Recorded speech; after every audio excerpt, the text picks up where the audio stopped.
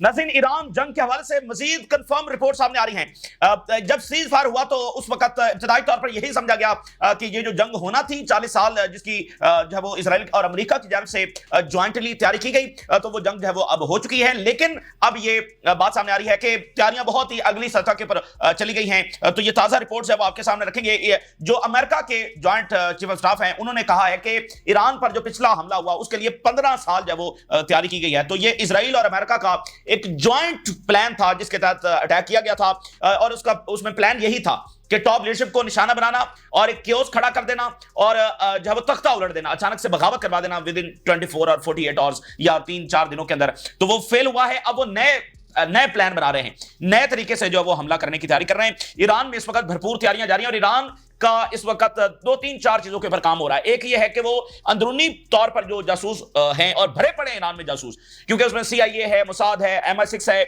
ये सारे इसमें शामिल हैं और बहुत बड़ी तादाद के अंदर जासूस अंदर हैं। तो उनके खिलाफ ऑपरेशन जब वो मुसलसल जारी है। अभी भी उन्होंने कुछ बड़ी कामयाबियां हासिल की हैं और उसमें एक नया फैक्टर भी सामने आया है कि जिसमें इलोन मस्क किस तरह से मोसाद की मदद कर रहा है, ये बात भी सामने आई है। स्टार लिंक की जो डिवाइसेस हैं वो मोसाद के जो जासूस हैं उनसे मिली हैं, तो इससे ये बात सामने आ रही है। यूरोप के ईरान से जब राब्ते हुए हैं और अरब्स के आपस में राब्ते हो रहे हैं, पुतिन की जानिब से जो है वो नेटो को वार्निंग जारी की गई है कि जो उन्होंने इतना बड़ा बजट बढ़ाया है, जो मिलिट्री स्पेंडिंग जो है वो बढ़ा दी है, तारीख की सबसे बुलंद तरीन मिलिट्री स्पेंडिंग के ऊपर नेटो ले गया है और रशियन बॉर्डर्स के करीब होता चला जा रहा है।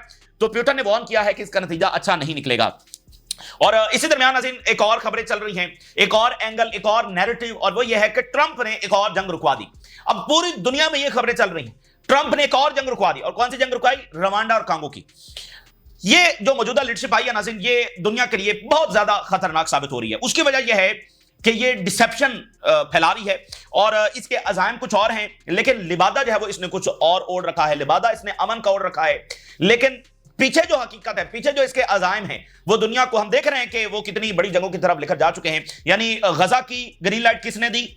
ईरान की ग्रीन लाइट किसने दी? और ये शख्स जो अपने आप को अमन का दाई कहता है, ईरान के अंदर साइंटिस्ट शहीद हुए अपनी फैमिलीज के सामने, ठीक है, और उनके कमांडर शहीद हुए बेदर्दी के साथ, जो दुनिया में कोई इसका प्रेसिडेंट नहीं है, ऐसा नहीं होता है, ठीक है। और पॉलिटिकल लीडरशिप शहीद हुई जो मुज़ाकरात कर रही थी, किसकी ग्रीन लाइट के साथ हुई? और ये शख्स जो है वो, आपको याद होगा इमाम खामनाई को किस तरह से इसने धमकाया कि तुम्हें जब निशाना बनाएंगे, और किस तरह की लैंग्वेज इस शख्स ने इस्तेमाल किया। अब अचानक से ये फिर इसने अमन का दोबारा से दाई बन गया। तो ये सबसे बड़ा ड्रामा ये है। एक बंदा होता है ना, ये बुश है, पता है कि ये जंगे छेड़ रहा है। अब मसला यह है कि नेतन्याहू भी कह रहा है कि मैं भी अमन लाने वाला हूं, और अमेरिकी सदर भी कह रहा है कि मैं जो है वो अमन लाने वाला हूं। यानी सबसे बड़ी डिसेप्शन ये है, सबसे बड़ा मसला यह है कि वो बात अमन की कर रहे हैं, लेकिन उसकी ओर के अंदर जो है वो नई जंगें छेड़ रहे हैं। तो ये बड़ा खतरनाक मामला है। अब ये रवांडा और कांगो का क्या मामला है, ये भी आपके सामने रखेंगे, और असल में नई जंगों की जो है वो तैयारी की जा रही है। तमाम डेवलपमेंट्स आपके सामने रखेंगे। नाज़रीन, हर गुजरते दिन और हर गुजरते घंटे के साथ ये बात अब कंफर्म हो रही है कि ईरान और इसराइल की जो जंग है वो दोबारा छिड़ने जा रही है, और जो अगला मरहला होगा क्या उसमें भी वापसी होगी? यानी क्या वो भी इसी तरह का एक मरहला होगा चंद दिन का?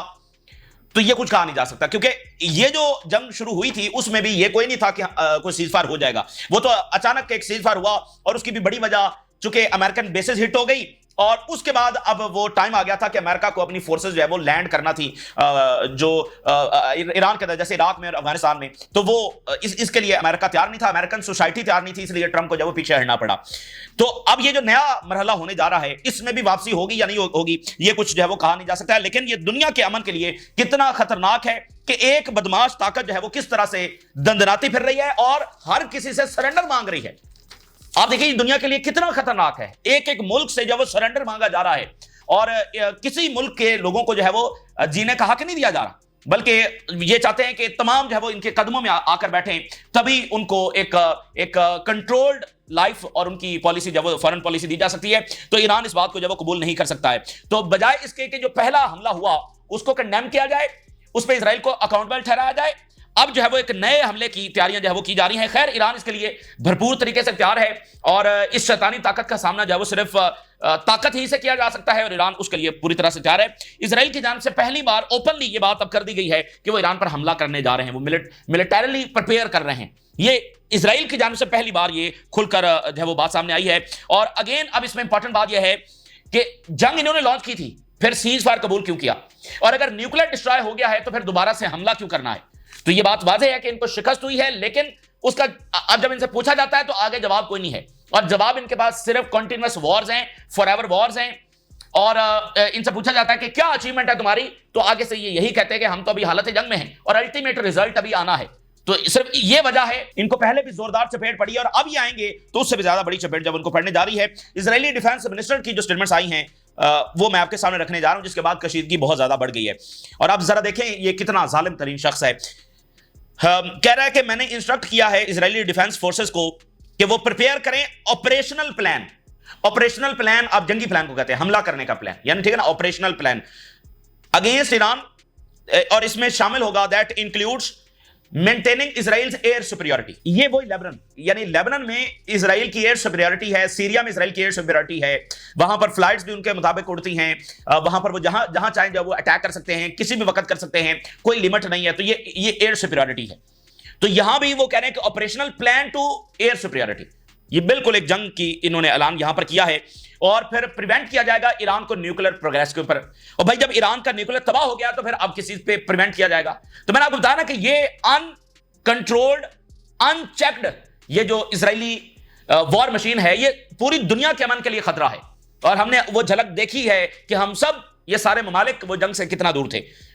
और फिर कहता है कि जो मिसाइल प्रोडक्शन है उसके ऊपर हम नजर रखेंगे, ठीक है। अब ये वही लेबनान वाला फार्मूला, कहते हैं हिजबुल्लाह दोबारा से मिसाइल प्रोडक्शन कर रही है, हम वहां पर स्ट्राइक्स कर रहे हैं, और ये एक जवाब बनाया जा रहा है ईरान पर दोबारा हमला लॉन्च करने का। ऑपरेशनल प्लान न्यूक्लियर, भाई न्यूक्लियर को या मिसाइल प्रोडक्शन को या एयर सुपीरियरिटी बातों से तो कायम नहीं होगी, हमला करने से कायम होगी।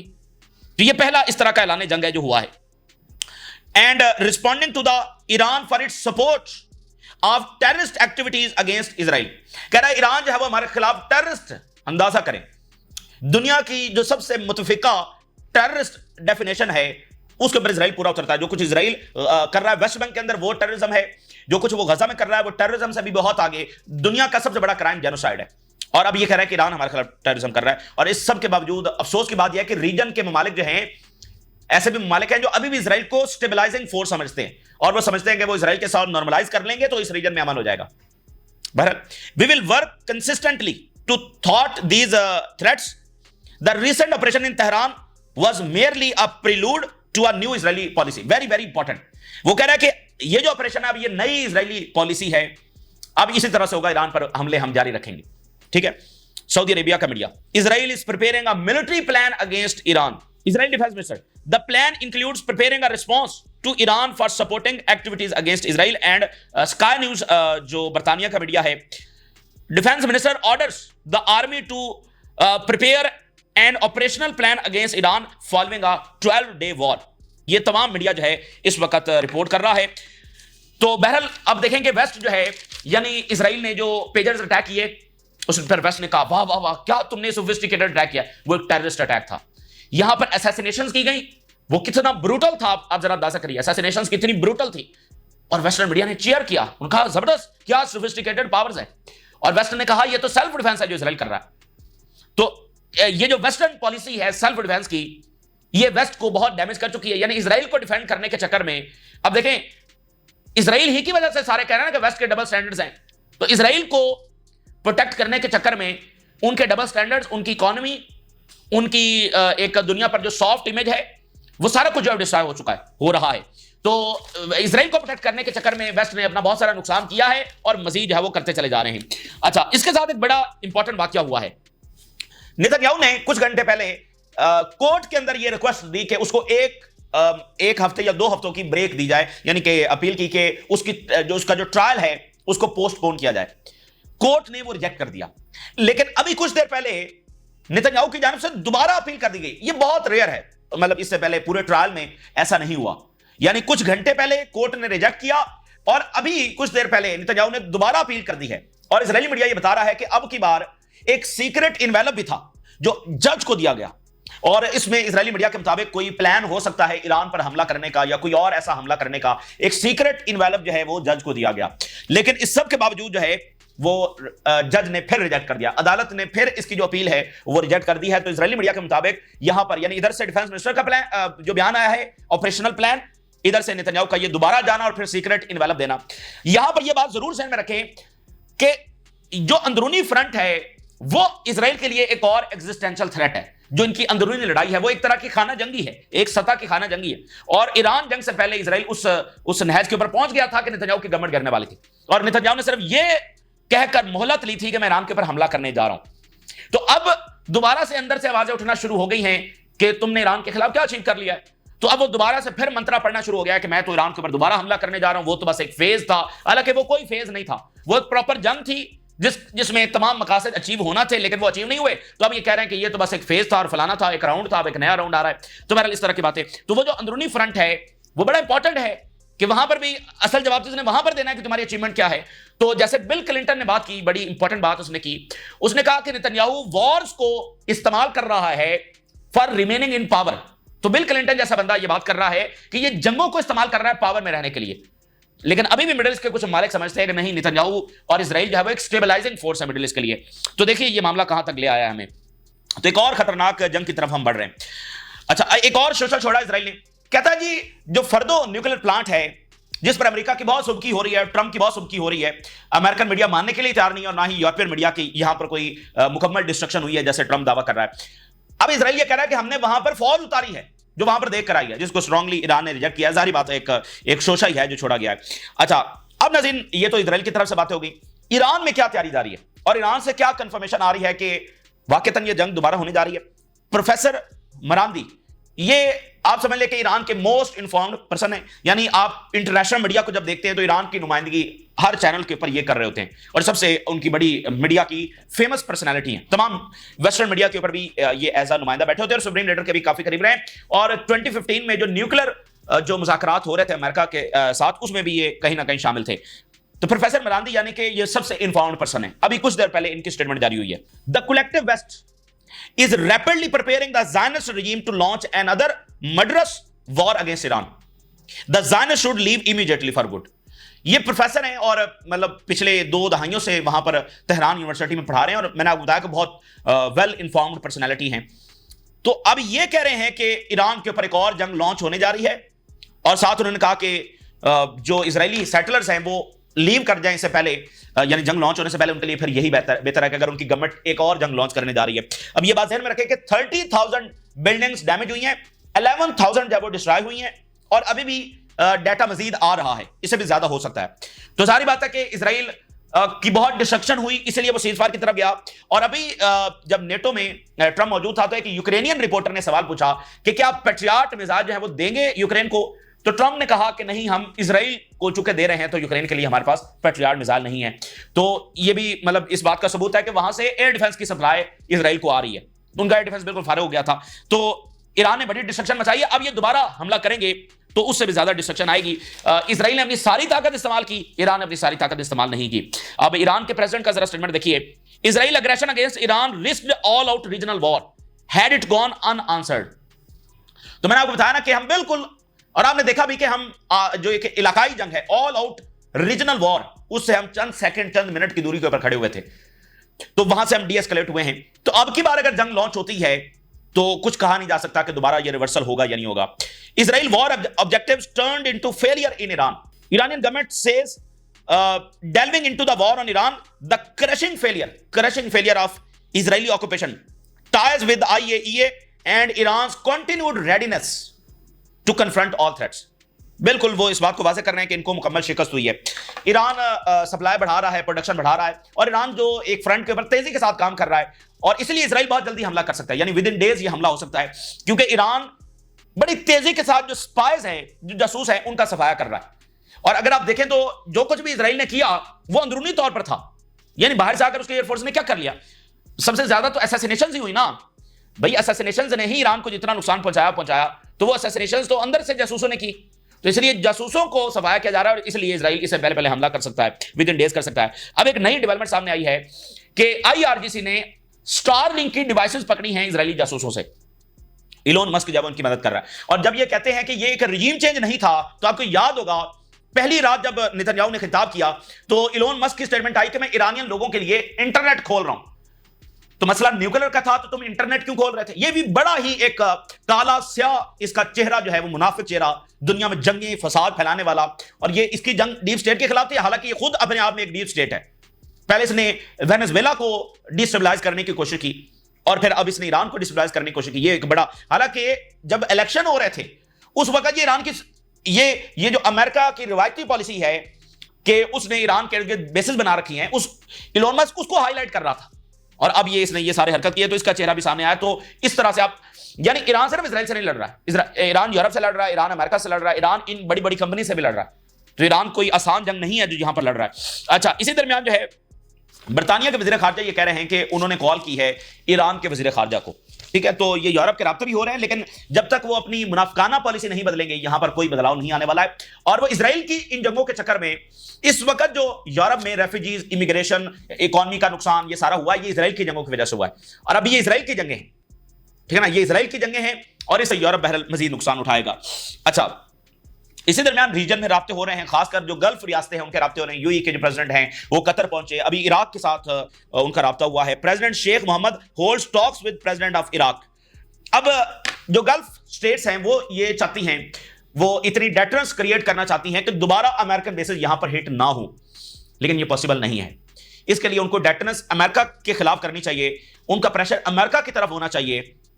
क्योंकि मुझे बताइए ये कैसे पॉसिबल है कि अमेरिका दोबारा से जंग छेड़े, फिर वो अमेरिका दोबारा से जाकर ईरान पर हमला करे और आप अमेरिका को कहें, आप ईरान को कहें कि अमेरिकन बेसिस के ऊपर हमला ना करो। यानी अमेरिका यहां पर सारा कुछ करता फिरे, अगर अमेरिका के ऊपर अटैक कोई करे तो आप कहेंगे हमारे ऊपर अटैक है। मुझे बताइए ये कौन सी पॉलिसी है? तो जाहिर बात है कि फिर अंदरूनी आपसी एक लड़ाई का भी खदशा है, लेकिन उसमें फिर क्या किया जा सकता है? जब तक ये ममालिक अपना रवैया नहीं बदलेंगे, अपनी पॉलिसी नहीं बदलेंगे और अमेरिकन बेसिस को लेकर बैठे रहेंगे, लेकिन ये बेसिस लेबनान के भी खिलाफ इस्तेमाल होंगी, फलस्तीन के खिलाफ भी इस्तेमाल होंगी, यमन के खिलाफ भी इस्तेमाल होंगी और ईरान के खिलाफ भी इस्तेमाल होंगी। और अगर इन बेसिस पर हमला हो तो आप कहें हमारे ऊपर हमला हुआ है। और फिर देखें ना कि इनकी एक पूरी इन्फ्लुएंस है, यानी पाकिस्तान जैसे मालिक, बाकी मालिक, वहां पर इनका इन्फ्लुएंस है। तो ये जो बयानियां ये कहेंगे वही चलेगा कि ईरान ने गलत किया, ईरान ने फलाना किया, जो ये कहेंगे वही बयानियां चलेगा। तो इसलिए ये आपसे भी एक लड़ाई जब शुरू हो जाएगी, तो लेकिन उसके लिए इनको चाहिए कि ये सही तरफ जो वो अपनी डायरेक्शन रखें। अब आप जरा देखें गजा में क्या हुआ है। सऊदी अरेबिया का जो मीडिया है अल अरेबिया, उसकी टीम गजा में मौजूद थी, उसके ऊपर इजराइल ने एयर स्ट्राइक की है, ठीक है। फिर भी ये कहते हैं कि अमेरिका और इजराइल यहां पर अमन लाने वाले हैं, वो एक स्टेबलाइजिंग फोर्स है। अल अरेबिया की टीम के ऊपर अभी उन्होंने जब अटैक किया। डैन बिल्जेरियन, ये अमेरिका के बहुत फेमस स्पोर्ट्समैन है, इनका जरा ट्वीट देखिए। Netanyahu is a war criminal and he needs to stand trial. Anyone suggesting otherwise has sold their soul. अब इनके 79 के लाइक्स हैं और 1.9 मिलियन व्यूज हैं इनके ट्वीट के ऊपर। उनका कि ये वॉर क्रिमिनल है, इसका ट्रायल होना चाहिए। और अगर कोई इससे हटकर बात करता है, ट्रंप की तरफ इशारा है, कोई इसकी माफी की बात करता है, तो समझो कि वो अपना he has sold his soul, कि वो मतलब एक खास टर्म के वो बिल्कुल उसका जमीर मर चुका है और वो अपनी रूह जो है वो बेच चुका है, वो बिल्कुल उसका कोई इंसानी मामला नहीं है। अच्छा, अब रशिया के बड़ी सपोर्ट सामने, रशिया ने 2-4 बड़ी बातें इंपॉर्टेंट की हैं। एक तो रशिया ने कहा है कि पूरा मिडिल ईस्ट न्यूक्लियर फ्री होना चाहिए, जो ईरान का मौकफ है। और उन्होंने कहा कि इजराइल जो है वो एनपीटी का मेंबर बने, ये रशिया की जानिब से बात सामने आई है। और साथ उन्होंने ये कहा है कि ईरान का न्यूक्लियर प्रोग्राम डिस्ट्रॉय नहीं हो सकता, ये रशिया की बात सामने आ रही है। Israel must take a bold step by joining the nuclear non proliferation treaty. Israel भी एनपीटी को ज्वाइन करे, ठीक है, और न्यूक्लियर फ्री मिडिल ईस्ट बनाया जाए, ये ईरान का मौकफ है, ये रशिया ने उसको बैक कर दिया। ये बात बड़ी इंपॉर्टेंट। उन्होंने कहा कि बहुत सारी ऐसी नॉन न्यूक्लियर कंट्रीज हैं जिनके पास ज्यादा एडवांस न्यूक्लियर साइकिल कंपोनेंट्स हैं देन ईरान। यानी कुछ ऐसे मुल्क जो नॉन न्यूक्लियर हैं लेकिन उनका जो न्यूक्लियर प्रोग्राम है उसमें जो कंपोनेंट्स है वो ईरान से भी ज्यादा एडवांस उनके पास है, लेकिन फिर भी वो कंसर्निंग नहीं है, लेकिन ईरान कंसर्निंग है। ये डबल स्टैंडर्ड्स क्यों? तो ये सिर्फ एक जवाब है ईरान पर जंग मुसल्लत करने का। It is exaggeration that Iran nuclear program has been completely eliminated. ये सिर्फ एक एग्जैजरेशन है कि ईरान का मुकम्मल न्यूक्लियर प्रोग्राम तबाह हो गया। उन्होंने कहा कि no matter how intense the strikes on Iran nuclear programme, जितनी मर्जी शदीद स्ट्राइक्स ईरान के न्यूक्लियर प्रोग्राम के ऊपर कर लो, knowledge and political will can not be eliminated. भाई नॉलेज तो उनके पास है ना, यानी उन्होंने कहा कि इनका न्यूक्लियर प्रोग्राम खत्म नहीं हो सकता। और जैसे मेदवेदेव ने कहा था कि अगर ईरान के ऊपर हमला हुआ तो उनके पास अगर न्यूक्लियर है तो वो इस्तेमाल करेंगे, अगर न्यूक्लियर नहीं है तो वो हर सूरत में बनाएंगे। तो इस वक्त अगर आप देखें तो इजराइल की नई धमकियों के बाद कि वो दोबारा हमला करने जा रहे हैं, अगर ईरान में कोई कंफ्यूजन थी भी सही, अगर कोई इख्तलाफात थे भी सही कि न्यूक्लियर बनाना है या नहीं बनाना, अब ये बात बिल्कुल वाज़ेह है कि वो न्यूक्लियर बनाएंगे, क्योंकि पहले हमला हो गया, अब दोबारा फिर वो हमले की बात कर रहे हैं, तो कोई गारंटी नहीं है आपके लिए, ठीक है, तो इसलिए वो न्यूक्लियर ही उनका सबसे बड़ा सर्वाइवल है। और जिस दिन ईरान ने न्यूक्लियर बना लिया, वो इस रीजन की तारीख का बहुत बड़ा दिन होगा। प्यूटन ने वार्न किया है नेटो को कि ये जो आप बजट इंक्रीज किया है, ये सारी बात है कि एक बड़ी जंग की तरफ लेकर जाएगा, क्योंकि ये हमारे लिए बड़ा रास्त थ्रेट है, ये हमारे लिए तैयारी हो रही है। तो इसलिए ये बड़ी लंबी चौड़ी उन्होंने बात की है। अब रवांडा और कांगो, जनाब ट्रंप साहब उन्होंने एक और जंग रुकवा दी है, ठीक है, कांगो में। अब अचानक इनको रवांडा और कांगो क्यों याद आ गया है? मेरे ख्याल से अगर आप फॉलो कर रहे हैं तो आपको अच्छे तरीके से पता होगा कि कांगो और रवांडा इनको क्यों याद आ गया है। कांगो से इनको मिनरल्स चाहिए, कांगो में रेयर अर्थ मिनरल्स हैं, लेकिन कई सालों से जंगें वहां पर जारी हैं, आपस में ये मुल्कों की हो रही हैं, खाना जंगी हो रही है। अचानक इनको कांगो याद आ गया। और फिर बयान देखें, हमारी जो पीस के लिए कमिटमेंट है हम देखें वो पूरी कर रहे हैं। तो ये कांगो और रवांडा और इन सब की मुलाकातें जो है वो कतर में भी हो रही थी, अब ये व्हाइट हाउस में ये पहुंचे हैं। तो मिनरल्स चाहिए जनाब आली, इसलिए वहां पर चूंकि जंगी हालत में वहां पर कौन मिनरल्स निकाल कर लाएगा, तो इसलिए वहां पर अब अमन की जरूरत है, अभी जंग रुकवाने की जरूरत है। तो जब मिनरल्स निकल जाएंगे तो फिर, यानी आप देखें गजा उसकी ग्रीन लाइट दे दी, यूक्रेन की जंग नहीं रुकवा सका, ईरान पर ग्रीन लाइट दी, दोबारा ग्रीन लाइट देने जा रहा है, लेकिन रवांडा और कांगो में जंग रुकवा दी। मिनरल्स जनाब वहां से चाहिए, ठीक है। तो इसलिए ये ऐसी लीडरशिप दुनिया के लिए और खतरनाक होती है, जो ऐसा डिसेप्शन का चोला पहनकर फिर रही होती है, वो दुनिया के लिए और खतरनाक होती है। तो दुनिया को भी असल हकायक देखने की जरूरत है। ये इस वक्त की ताजा तरीन डेवलपमेंट्स है जो आपके साथ शेयर किया हमने। राज़ करें, इजाज़त दीजिए, अल्लाह हाफ़िज़।